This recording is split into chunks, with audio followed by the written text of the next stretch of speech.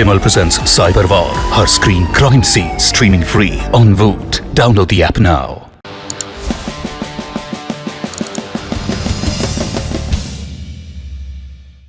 नमस्कार, सौरभ द्विवेदी नाम है हमारा और आप देखना शुरू कर चुके हैं लल्लन टॉप शो। 2012 में किसने सोचा होगा कि कांग्रेस के प्रथम परिवार पर लगे किसी आरोप के सिलसिले में सोनिया गांधी और राहुल गांधी को किसी केंद्रीय एजेंसी के सामने पेश होना पड़ेगा। लेकिन वक्त का पहिया घूमा और नेशनल हेराल्ड मामले में आज राहुल गांधी ईडी के सामने पेश हुए। ये कैसे हुआ कि जिस अखबार को जवाहरलाल नेहरू ने शुरू किया, उसी से जुड़े कथित भ्रष्टाचार के मामले में उनके परिवार की तीसरी पीढ़ी को बयान दर्ज कराने जाना पड़ा। इसकी कहानी जानेंगे डिटेल में और ऐसी भाषा में कि आपको पूरा मामला समझ में आ जाए। दिन की बड़ी खबर में साथ में प्रयागराज हिंसा मामले में प्रशासन की कार्रवाई पर भी बात करेंगे। प्रशासन का कहना है कि उसने सिर्फ अवैध निर्माण को तोड़ा, लेकिन पीड़ित पक्ष का दावा है कि ये अवैध निर्माण नहीं, उसे तोड़ने की कार्रवाई थी। 10 जून को रांची और हावड़ा में भी हिंसा हुई थी। इनसे जुड़े अपडेट्स भी जानेंगे, लेकिन शो में सबसे पहले दिन का वीडियो।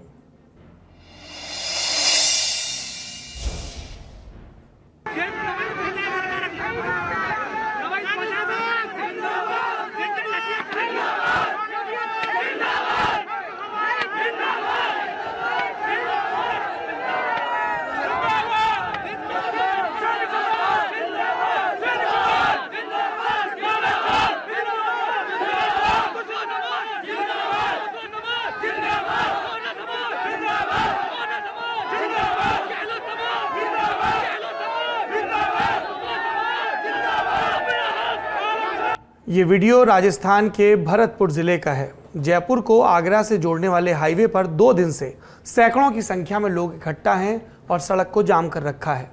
प्रदर्शन कर रहे लोग चाहते हैं कि सैनी, कुशवाहा, मौर्य, शाक्य और माली समाज के लोगों को राजस्थान में 12% का आरक्षण मिले। प्रदर्शनकारियों का कहना है कि अगर सरकार का कोई प्रतिनिधिमंडल हमसे बात करने आता है तो हम आंदोलन वापस ले लेंगे। फिलहाल इलाके की 4 तहसीलों में इंटरनेट बंद कर दिया गया है और भारी मात्रा में पुलिस बल तैनात है। यह तो हो गई प्रदर्शन की बात। राजनीतिक गलियारों में इस बात की भी चर्चा है कि जिन सचिन पायलट के समर्थन में पिछले दिनों गुर्जर समुदाय ने अपनी ताकत दिखाई थी, उसी के मुकाबले मुख्यमंत्री अशोक गहलोत का ये प्रायोजित कार्यक्रम है, क्योंकि वे भी इसी समुदाय से आते हैं। ये था दिन का वीडियो। अब चलते हैं सुर्खियों की तरफ।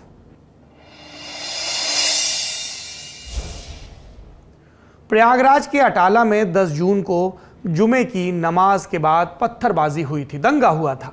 शनिवार से गिरफ्तारियों का दौर शुरू हुआ। पुलिस के मुताबिक मुख्य आरोपी जावेद पंप के मकान को अवैध करार देते हुए रविवार को बुलडोजर चला दिया गया था। ये पिछले 3 दिन का घटनाक्रम था। पत्थरबाजी की हिंसा भी देख ली, पुलिस प्रशासन की कार्रवाई भी। अब मामला अदालत की चौखट पर पहुंच गया। जावेद पंप के वकील के राय ने इलाहाबाद हाईकोर्ट के चीफ जस्टिस को चिट्ठी लिखकर याचिका दाखिल की।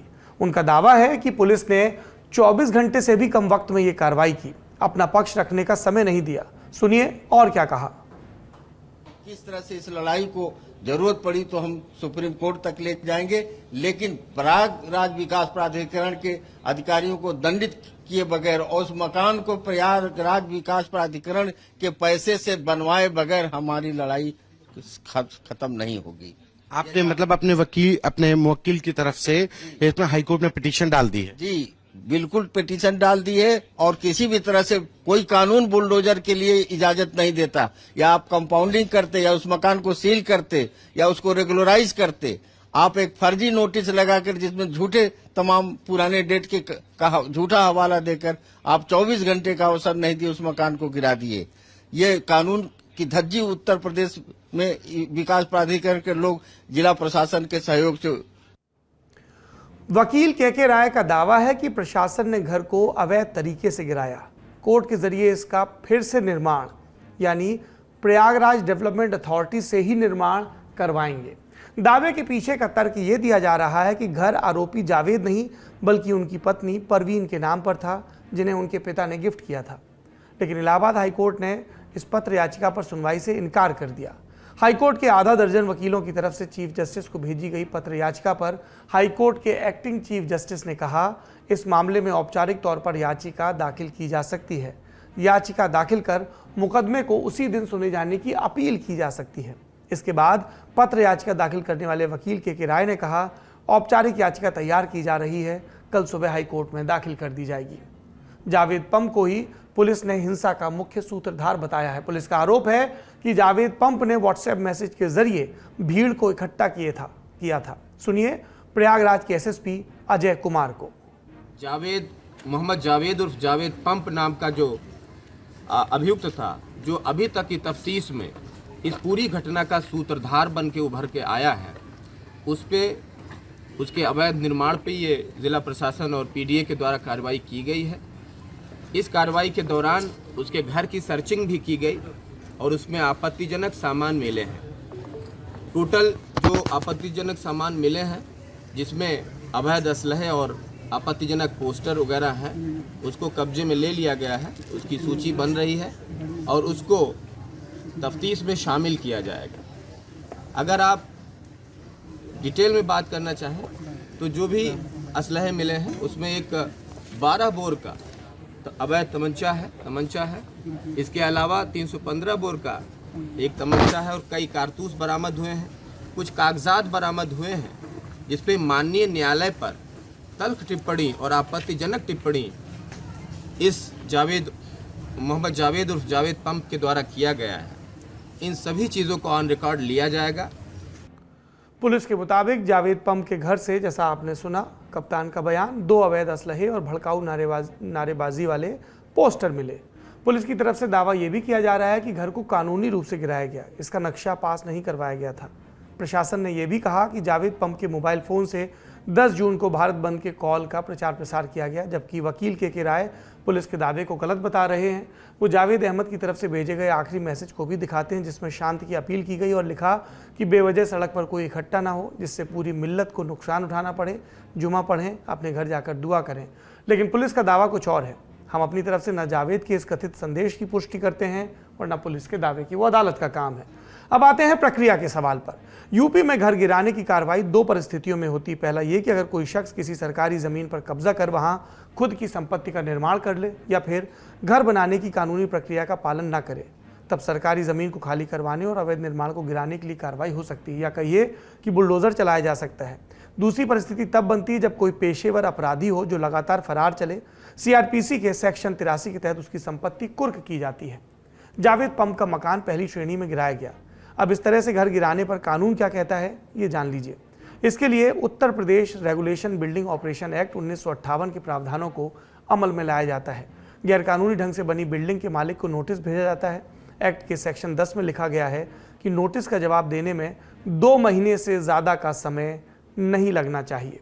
हालांकि ये अथॉरिटी पर निर्भर करता है कि वो 2 महीने का टाइम देती है या 2 दिन का। अवैध अतिक्रमण खुद से नहीं हटाया जाए तो सरकार हटा सकती है। एक्ट के मुताबिक घर गिराने का खर्चा भी प्रशासन मकान मालिक से ही वसूल करता है, मगर उससे पहले कमिश्नर यानी मंडलायुक्त की कोर्ट में अपनी बात रखने का मौका जरूर दिया जाता है। वो अथॉरिटी के चेयरमैन होते हैं।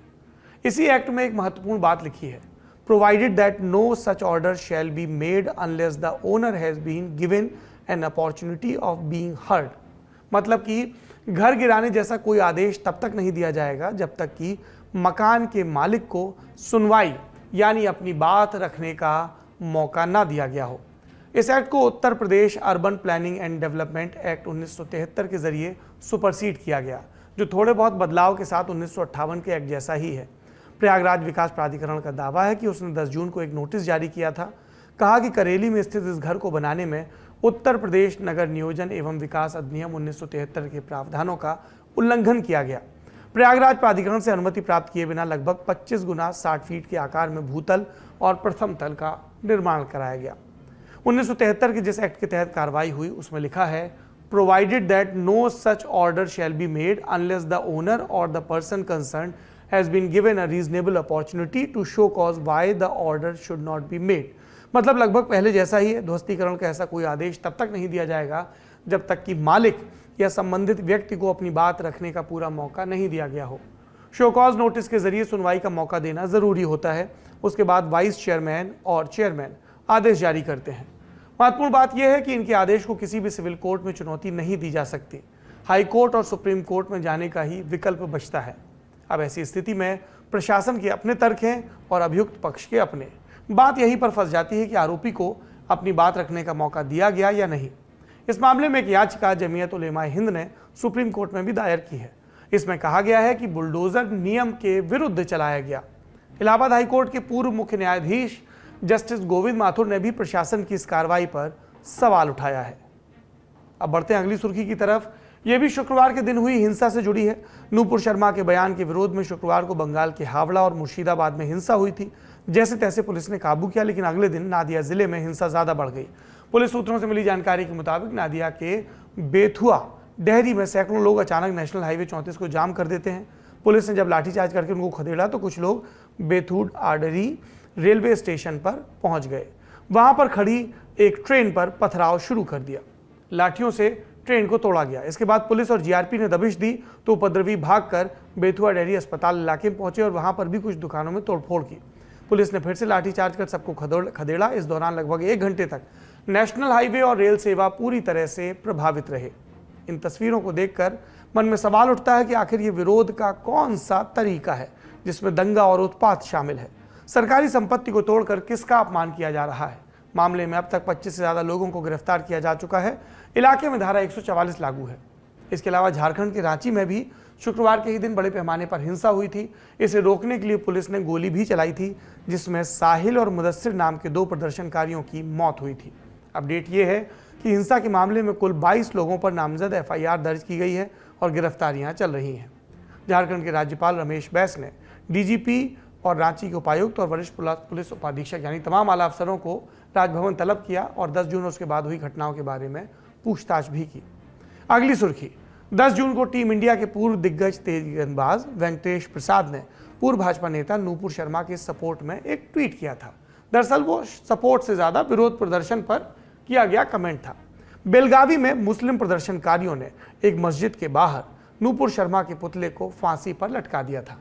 इसको लेकर वेंकटेश ने ट्वीट कर अपनी प्रतिक्रिया दी थी कि लिखा, मुझे यकीन नहीं हो रहा कि ये 21वीं सदी का भारत है। मैं सभी से आग्रह करता हूं कि इस तरह की खराब राजनीति ना करें, समझदार बने। उनके इस ट्वीट पर उन्हें लोग ट्रोल करने लगे एक पक्ष के। इसको लेकर वेंकटेश भड़क गए और उन्होंने फिर ट्वीट कर लिखा कि मेरे एक ट्वीट से लोगों की भावनाएं आहत हो रही हैं। हमारे देश में ऐसे लोगों की सूची अंतहीन है। जब पत्रकारों से लेकर सांसदों तक, प्रमुख समाचार पत्रों से लेकर तथाकथित प्रमुख अभिनेता तक हिंदू देवी देवताओं का मजाक उड़ाते हैं तो केवल सनातन धर्म ने बार बार सहिष्णुता दिखाई है। वेंकटेश ने एक के बाद एक कई ट्वीट किए। एक ट्वीट में लिखा कि 2 गलत होने से एक सही नहीं होता, लेकिन मैं किसी ऐसे देश के बारे में नहीं जानता जहां बहुसंख्यक आबादी इतनी असुरक्षित महसूस करती हो। हर किसी को संरक्षित करने की जरूरत है, लेकिन प्रचार प्रसार के लिए इस ब्रेन वॉश को रोकने की जरूरत है। सहिष्णुता 2 तरफा सड़क है। वेंकटेश के इस ट्वीट पर भी तमाम प्रतिक्रियाएं पक्ष विपक्ष में आ रही हैं। ये अलग से सुर्खी में बताने की वजह क्या है? क्योंकि हमने देखा है कि अमूमन जब तक किसी राजनीतिक पार्टी से हमारे देश के एक्टर एक्ट्रेसेस या क्रिकेटर न जुड़े हों, तब तक वो राजनीतिक मसलों पर या देश के मसलों पर बयान देने से अमूमन बचते हैं। अगली सुर्खी, महंगाई के मोर्चे पर थोड़ी राहत की खबर है। मई 2022 में खुदरा महंगाई दर 7.04 रही, जो अप्रैल महीने के 7.79 से कम है। हालांकि खुदरा महंगाई दर का आंकड़ा अब भी आरबीआई की तरफ से तय अपर लिमिट 6% से ज्यादा है। खुदरा महंगाई दर में कमी के पीछे की वजह पेट्रोल डीजल पर सरकार की तरफ से कम की गई एक्साइज ड्यूटी को बताया जा रहा है। इसी कड़ी में 2 महीने में लगातार 2 बार आरबीआई ने रेपो रेट को भी बढ़ाया था, जिसे महंगाई कम करने वाला कदम बताया गया। लेकिन महंगाई से पूरी तरह राहत अभी मिलने की उम्मीद कम है। आरबीआई ने भी हाल में 2022-23 में महंगाई दर के अपने अनुमान को 5.7% से बढ़ाकर 6.7% कर दिया है। अगली सुर्खी, एक्टर शक्ति कपूर के बेटे और श्रद्धा कपूर के भाई सिद्धांत कपूर को बेंगलुरु पुलिस ने गिरफ्तार कर लिया है। उन पर ड्रग्स के सेवन का आरोप है। पुलिस उपायुक्त doctor Bhima Shankar S gullet ने बताया कि इसकी पुष्टि हुई है कि सिद्धांत कपूर ने मादक पदार्थ यानी ड्रग्स लिए। उनके खून की जांच रिपोर्ट में ये लिए जाने की बात सामने आई। उन्हें उलसूर थाने लाया गया। पुलिस ने बताया कि रविवार रात को एमजी रोड के पॉश होटल में रेव पार्टी चल रही थी। पुलिस के एक दल ने वहां छापा मारा। सिद्धांत के साथ 4 और लोगों को गिरफ्तार किया। इस मामले पर शक्ति कपूर की भी प्रतिक्रिया आई। हिंदुस्तान टाइम्स के मुताबिक उन्होंने कहा, ये बात सच नहीं हो सकती। ये थी सुर्खियां। अब चलते हैं दिन की बड़ी खबर पर। जिस भी मामले में ईडी यानी प्रवर्तन निदेशालय का नाम आ जाता है, लोग समझ जाते हैं माजरा क्या होगा। प्रभावशाली लोग होंगे, बात पैसों के लेन देन या हेरफेर से जुड़ी होगी और मामले में कहीं ना कहीं एक पॉलिटिकल पेच भी होगा। जिस नेशनल हेराल्ड मामले में वायनाड के सांसद और कांग्रेस के पूर्व अध्यक्ष राहुल गांधी आज ईडी के सामने पेश हुए, उस पर भी ये सारे बिंदु लागू होते हैं। पर बात सिर्फ इतनी नहीं है। नेशनल हेराल्ड की कहानी स्वतंत्रता के आंदोलन में राष्ट्रवादी प्रेस की भूमिका से शुरू होकर एक ऐसे सौदे तक जाती है जिसके नतीजे में हजारों शेयर धारकों की एक धरोहर एक परिवार के स्वामित्व वाली कंपनी के तहत आ जाती है और ये परिवार है गांधी परिवार, गांधी नेहरू परिवार। राहुल की पेशी पर चलने से पहले यह जरूरी है कि हम मामले को शुरू से समझ लें। नेशनल हेराल्ड को जवाहरलाल नेहरू ने निकालना शुरू किया था। साल था 1938 का। इसकी प्रकाशक थी एसोसिएट जर्नल्स लिमिटेड यानी AJL नाम की कंपनी। AJL की स्थापना एक साल पहले यानी 1937 में हुई थी। इस कंपनी को खड़ा करने के लिए तब तकरीबन 5000 स्वतंत्रता सेनानी साथ आए थे और इन सभी को AJL का शेयर धारक बनाया गया था। कंपनी का पूरा फोकस ऐसी रिपोर्टिंग पर था जिसमें स्वाधीनता आंदोलन की ज्यादा से ज्यादा जानकारी हो और अंग्रेजी दमन की आलोचना हो। इस मकसद के साथ AJL 3 अखबार निकालती थी, सब के सब राष्ट्रवादी विचारधारा वाले। अंग्रेजी में नेशनल हेराल्ड, हिंदी में नवजीवन और उर्दू में कौमी आवाज़। उत्तर भारत की 3 प्रमुख भाषाएं, प्रशासन की भाषा समेत। नेशनल हेराल्ड सबसे ज़्यादा मशहूर हुआ। स्वाधीनता आंदोलन से जुड़े तमाम भारतीय विचारकों और नेताओं के लेख इस अखबार में छपते और संपादकीय में रोज़ ही अंग्रेज सरकार की खटिया खड़ी की जाती और वो भी उनकी ही जबान अंग्रेजी में। तंग आकर अंग्रेज सरकार ने 1942 में नेशनल हेराल्ड पर बैन लगा दिया। 3 साल तक अखबार दोबारा शुरू नहीं किया जा सका। फिर 1947 में जब भारत स्वतंत्र हुआ तो जवाहरलाल नेहरू ने नेशनल हेराल्ड के बोर्ड के अध्यक्ष पद से इस्तीफा दे दिया क्योंकि वो प्रधानमंत्री बनने वाले थे। लेकिन कांग्रेस से नेशनल हेराल्ड का नाता जुड़ा रहा। अखबार के आर्थिक हित कांग्रेस से जुड़े रहे, लेकिन समय के साथ नेशनल हेराल्ड की पाठक संख्या घटने लगी। अखबार घाटे में जाने लगा। 2008 में अखबार निकाला जाना बंद हो गया। बंद होते समय कांग्रेस पार्टी और शेयरधारकों का अखबार पर 90 करोड़ रुपया बकाया था। इसके बाद आया 2010 का साल। इस साल कांग्रेस 90 करोड़ के कर्ज को यंग इंडियन प्राइवेट लिमिटेड नाम की एक कंपनी के नाम ट्रांसफर कर देती है। इसका मतलब जो 90 करोड़ AJL कांग्रेस को चुकाने वाली थी वो अब यंग इंडियन चुकाती। अब ये यंग इंडियन कहां से आई पिक्चर में, इसको समझिए। यंग इंडियन प्राइवेट लिमिटेड दरअसल कुछ ही महीने पहले शुरू की गई कंपनी थी और इसे शुरू करने वालों में कांग्रेस के सबसे नामचीन नेता थे। नोट करिए कौन। 38% की मालिक सोनिया गांधी, 38% के मालिक राहुल गांधी, हो गया 76%। बचे 24% में हिस्सेदारी थी कांग्रेस के नेता मोतीलाल वोरा की, कांग्रेस के ही एक और नेता ऑस्कर फर्नांडिस की, पत्रकार और गांधी परिवार के मित्र सुमन दुबे, सैम पित्रोदा, राजीव गांधी और PM मनमोहन सिंह के सलाहकार रहे technocrat. Young Indian private limited को एक not for profit charitable company के तौर पर पंजीकृत किया गया। भारत में लागू कंपनीज एक्ट के तहत ऐसी कंपनियां कला, संस्कृति, खेल या समाज सेवा जैसे क्षेत्रों में काम कर सकती हैं। ये कंपनियां अगर मुनाफा कमा लें तो वो पैसा इनके मालिकों या शेयर धारकों को नहीं मिलता। वो पैसा इन कंपनियों को अपने मकसद के लिए पुनः निवेश करना होता है, यानी फायदा हुआ तो कंपनी का ही होगा, ना कि मालिकों का। अब लौटते हैं 2010 के सौदे पर। कांग्रेस का बकाया 90 करोड़ अब AJL की जगह यंग इंडियन देने वाली थी। सवाल उठना लाजमी था कि यंग इंडियन को इसके बदले में क्या मिलेगा। AJL के पास देने को तो कुछ ज़्यादा था नहीं, तो उसने अपनी शेयर होल्डिंग का बड़ा हिस्सा यंग इंडियन के नाम कर दिया, मालिकाना हक ट्रांसफर। और इस तरह एक दिन AJL का पूरा स्वामित्व यंग इंडियन के पास आ गया। इसके बदले में यंग इंडियन ने AJL को 50 लाख रुपए चुकाए। आपने सही सुना, सिर्फ 50 लाख। बिकते वक्त भी AJL के पास नई दिल्ली, लखनऊ, भोपाल, इंदौर, मुंबई, पटना, पंचकूला और दूसरे शहरों के पौश इलाकों में बेशकीमती जमीनें और इमारतें थीं। शेयर होल्डिंग के साथ साथ ये सब भी यंग इंडियन का हो गया। इन संपत्तियों की कुल कीमत के अलग अलग अनुमान हैं। सबसे प्रचलित आंकड़ा है कम से कम 2000 करोड़ रुपए का। इतनी संपत्ति थी। इस सौदे के बाद 2 साल चैन से बीते, लेकिन नवंबर 2012 में भाजपा के नेता सुब्रमण्यम स्वामी ने दिल्ली की एक अदालत में याचिका लगाई। अपनी याचिका में स्वामी ने गांधी परिवार और यंग इंडियन के बाकी शेयरधारकों पर इल्जाम लगाया कि उन्होंने मिलकर AJL के शेयरधारकों के साथ धोखाधड़ी की। स्वामी ने यह आरोप भी लगाया कि गांधी नेहरू परिवार और उसके करीबियों ने कांग्रेस पार्टी से भी धोखाधड़ी की। स्वामी ने कहा कि 50 लाख के बदले 2000 करोड़ की संपत्ति यंग इंडियन को ट्रांसफर हो जाना अपने आप में एक घोटाला है।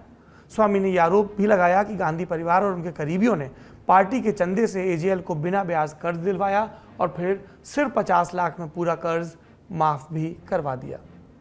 इधर स्वामी यंग इंडियन पर आरोप लगाए जा रहे थे, उधर भूमि और विकास कार्यालय LNDO ने जनवरी 2013 में एजेएल को इस बात की अनुमति दे दी कि वो अपनी इमारतों को व्यावसायिक उद्देश्य के लिए किराए पर चढ़ा दे।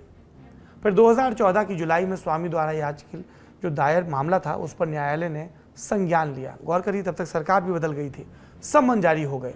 अगस्त 2014 में प्रवर्तन निदेशालय यानी ED ने इस मामले में केस रजिस्टर कर लिया। अब ED prevention of money laundering act यानी PMLA के तहत आरोपियों के बयान दर्ज कराना चाहती है और इन्हीं आरोपियों में राहुल गांधी और सोनिया गांधी के नाम भी हैं। ऑस्कर फर्नांडिस और मोतीलाल वोरा अब इस दुनिया में नहीं है, तो मामला अब बचे हुए आरोपियों पर ही चल रहा है। सुब्रमण्यम स्वामी की छवि एक ऐसे नेता की है जो ऐसी बात कह देते हैं जो आमतौर पर सार्वजनिक जीवन में बाकी नेता नहीं कहते। 2012 में उन्होंने सीधे कांग्रेस के प्रथम परिवार पर आरोप लगाया तो किसी को लगा नहीं था कि इस मामले में ज्यादा कुछ हो पाएगा, लेकिन जब से नेशनल हेराल्ड मामला प्रकाश में आया तब से गांधी परिवार की मुसीबतें क्रमशः बढ़ी हैं और इसकी वजह सिर्फ स्वामी की शिकायत भर नहीं है। आइए एक बार फिर तारीखों के जरिए इस मामले की प्रगति समझते हैं।